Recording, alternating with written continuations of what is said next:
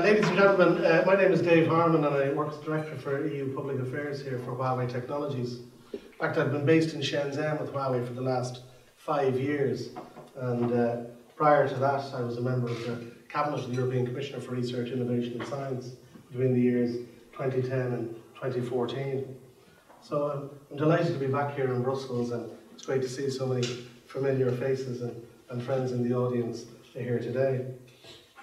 Detlef spoke earlier on about is the glass half full or is the glass half empty. In fact, one of the issues I'd like to talk about is the issue of Huawei's research, innovation and science activities in Europe. That's because research and science is actually one half of the coin when it comes to the development of innovative products and solutions in general. And of course this includes the development of innovative products in the field of information, communication and technologies. The first point I'd like to make is that the European Commission itself carries out the EU Industrial R&D Scoreboard every year.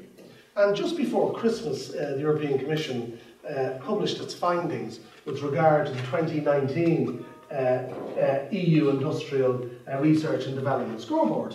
And this study, which is carried out by the Joint Research Centre of the European Commission and indeed in cooperation and collaboration with DG RTD in the European Commission, analyses the levels of financial investment that companies make in the field of research and development.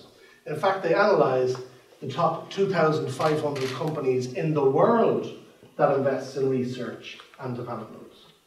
And of those 2,500 companies in the world, that comprises 90% of all private sector investment in the field of research and development. And Huawei Technologies, according to the European Commission, ranks 5th in this study in 2019. So Huawei Technologies as a company ranks number 5 in terms of all the companies in the world that invest in research and development. And this clearly shows a very clear commitment from Huawei to the specific area of investment in research, innovation and science.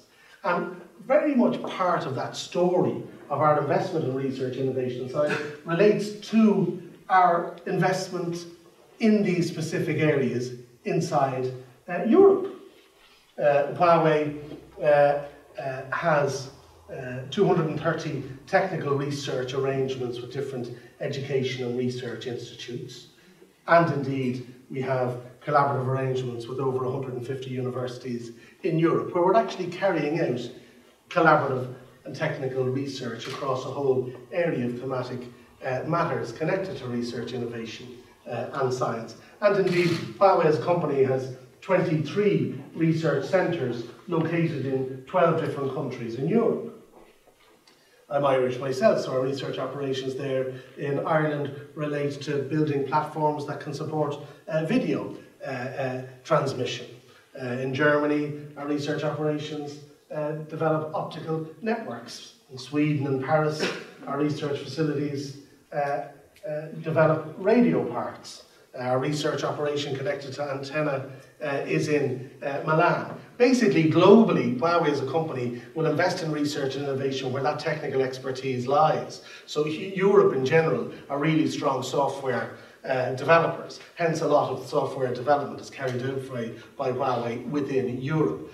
Similarly, a lot of programming research activity may be carried out in India, where India is has such strong expertise in that field.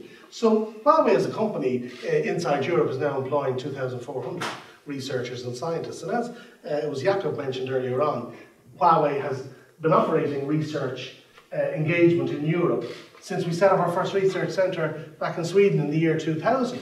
Huawei is very much involved in collaborative research activity in Europe and has been for more or less the last 20 years. In that context, Huawei is an active participant in research, innovation and science collaborative programmes that are administered and run by the European Commission, whether it relates to Horizon 2020, which runs between 2014 and 2020, where Huawei is involved in research activities connected to 5G or cloud technologies or the Internet of Things, and moving forward into the next framework programme, Horizon Europe 2021-2027, which again enshrines the principle of the need for broad and widespread collaboration across the globe between the private, the public, the education and research communities in the fields of basic science and in the delivery of innovative products into the marketplace. One shouldn't underestimate the importance of international collaboration, and I'm saying that notwithstanding the fact that Huawei is based in Europe as a research entity since the turn of the century. International collaboration is very important in the field of research, innovation and science. Similar to what Detlef mentioned earlier on, one has to engage in the ICT ecosystem, and investment in basic sciences is very important in that context. Collaboration and cooperation can be an engagement with a researcher that has particular expertise in a field. Or it can be a small educational or research institute, and then right up to the Fraunhofer Institutes in Germany, and CNRS in France, or the MITs and American Oxford Universities, Trinity Colleges of the world.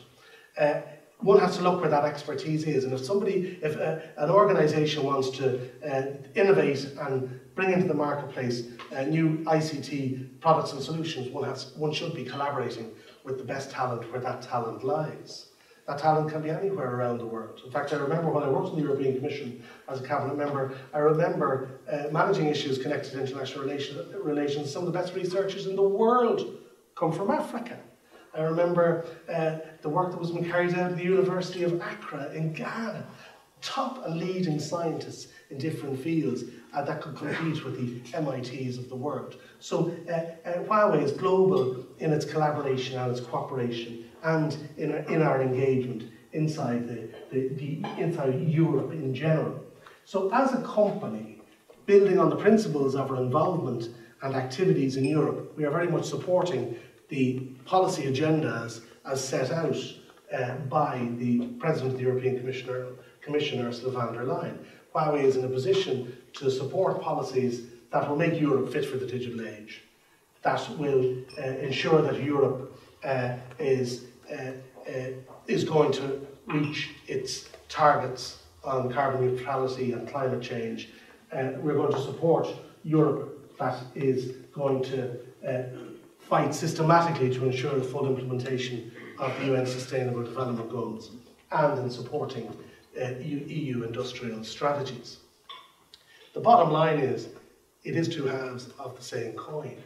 You can't innovate and bring into the marketplace products and solutions unless you're engaging heavily in investment in the field of basic sciences, leading to applied sciences, leading to the delivery of ICT solutions into the marketplace. So they were just a few points I wanted to raise in relation to our activities as a company on the research, innovation and science side in Europe, and of the strength of our partnerships across the research, education, private and public sectors in Europe and in the EU itself. Thanks very much.